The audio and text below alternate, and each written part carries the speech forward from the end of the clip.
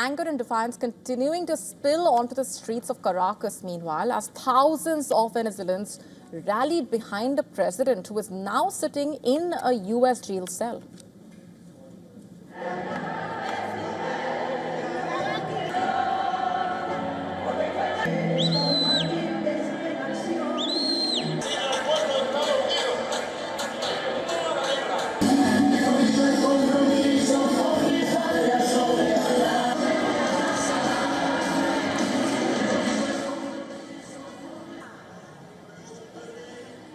Waving flags, beating drums, chanting in support of the deposed president, Maduro and his wife. The crowd demanded their immediate release, condemning U.S. military action and calling for peace and respect for Venezuela's sovereignty.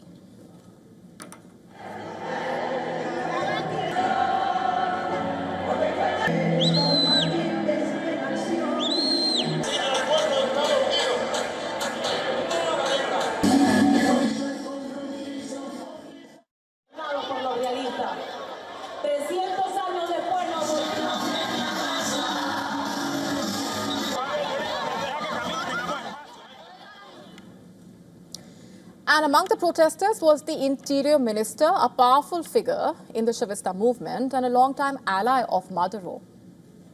Cabello addressed the rally with a defiant speech, urged the supporters to stand firm and called on Washington to free Maduro and his wife.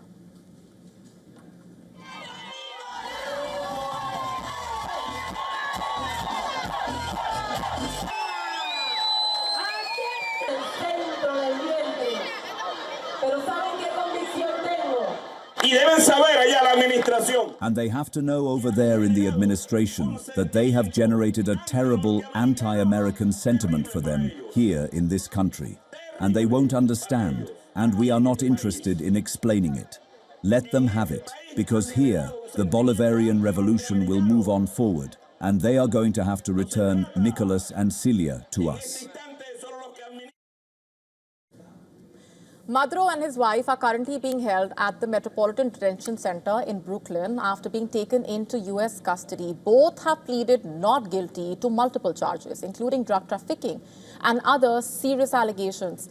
Their next court hearing is scheduled for the 17th of March. International pressure, meanwhile, is building on Washington, with the Mexican president calling on the U.S. to ensure the couple receives a fair trial. Amid the backlash, meanwhile, the U.S. seized a Russian-flagged oil tanker in the Atlantic. The ship, which is being shadowed by a Russian submarine, has been pursued for more than 2 weeks now as part of a U.S. blockade of Venezuelan oil exports. Protests also broke out in support of the couple around the world, with several countries now condemning the U.S. military action and demanding their immediate release. Duro contra os trabalhadores, isso enfraquece.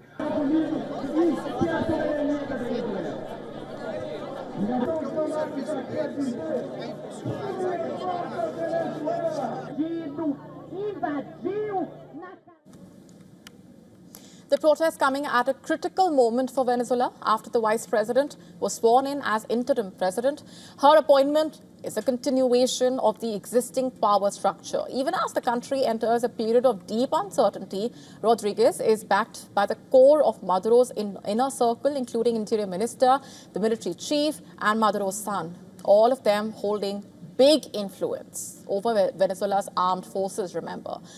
Cabello also maintaining influence over the armed civilian groups loyal to the Maduro government. This makes the balance of power fragile and highly contested at the same time.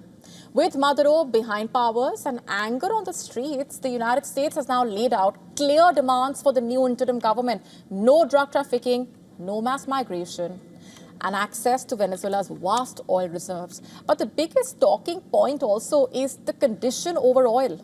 Adding to the uncertainty are mixed signals from Washington, with Trump making broad claims that America will run Venezuela following Maduro's ouster. His Secretary of State, meanwhile, saying U.S. has no intention of governing the country day to day. Instead, Washington says it will rely on sanctions and economic pressure to shape the country's future. The contradictions have now raised questions about how much planning has gone into the post-Maduro phase, especially when compared to past U.S. interventions. against autocratic regimes that failed to deliver stability, taking Iraq in 2003, for example. For now, Venezuela remains at a major crossroads. One of the most damaging spies in American history is now dead, a CIA officer who betrayed his country and became a key double agent for the Soviet Union and later Russia, has died at the age of 84. He passed away at a federal prison in Maryland, where he was serving a life sentence without the possibility of parole. He was arrested in 1994 after admitting that he had sold some of the CIA's most sensitive secrets to Moscow. Over nearly a decade, he compromised more than 100 clandestine operations and betrayed the identities of more than 30 Western intelligence assets. This betrayal led to the deaths of at least 10 CIA sources. In fact, he began passing information to the KGB in 1985, seeking money to pay mounting personal debts. He received an initial payment of $50,000 known to his handlers by the code name Kolokol or the Bell. He soon identified virtually all of the CIA spies inside the Soviet Union. And in return, he was paid handsomely and eventually pocketed about $2.5 million reportedly. At the time, the then CIA director called him a malignant betrayer of his country, saying that the agents he exposed died because a traitor wanted a bigger house and a Jaguar. The cash funded a rather lavish lifestyle that included a luxury Jaguar, foreign travel, $500,000 home, despite never earning more than $70,000 a year as a CIA officer.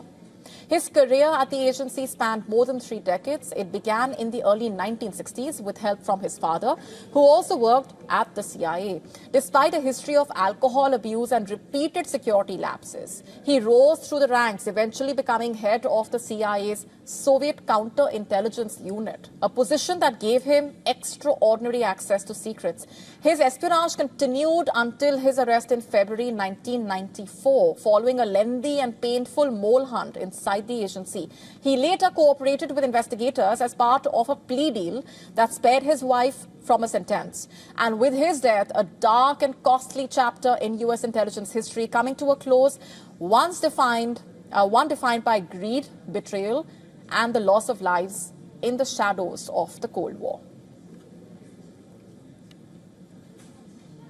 U.S. President Donald Trump sparked a controversy after mocking transgender athletes while addressing Republican members of the U.S. House of Representatives. While speaking about the 2026 midterm elections, Trump argued against transgender participation in women's sport, citing what he believes are valid examples from boxing and weightlifting.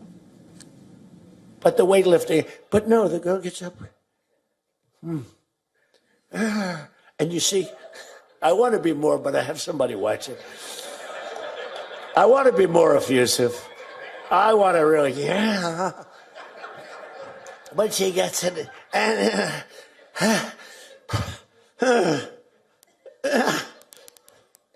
drops the thing, walks off the stage crying. Her mother's crying, her father's crying. Guy gets up. He said, "Have you lifted before?" A little bit. And he walks up, bing. He could have gone ding, ding, ding, ding. I think it was 112 pounds, huh? It's crazy. It's unclear who exactly Trump was actually referring to. Many online assume that he meant Laurel Hubbard, a transgender woman from New Zealand who competed in the 2020 Olympics. She met the official requirements, but later failed her tests and finished last in her group. And during those remarks, Trump also referred to Khelif's 2024 Olympic bout to Italian boxer Angela Carini. Khelif, remember, has always fought in the women's category. There is no indication that she identifies as anything else. She came under intense scrutiny in 2023 over speculation regarding her gender alongside Taiwan's Lin Yu-ting. Both were disqualified from the 2023 World Championships after reportedly failing a sex eligibility test. The results were never made public by the then governing body. the IBA. Despite the controversy, the International Olympic Committee allowed both athletes to compete in the 2024 Paris Olympics. Khalif and Lin went on to win gold medals in their respective women's categories. He happened to win the gold medal, that young woman. He won the gold medal. There were two transition people. They both won gold medals. The whole thing is ridiculous. You have policy on your side. They don't have policy on your side. And the remarks come as transgender participation in sport remains a highly divisive issue in US politics and a frequent focus in election campaigns. Critics are saying Trump's comments fuel harmful stereotypes, while supporters argue he is raising concerns about a level playing field in competition.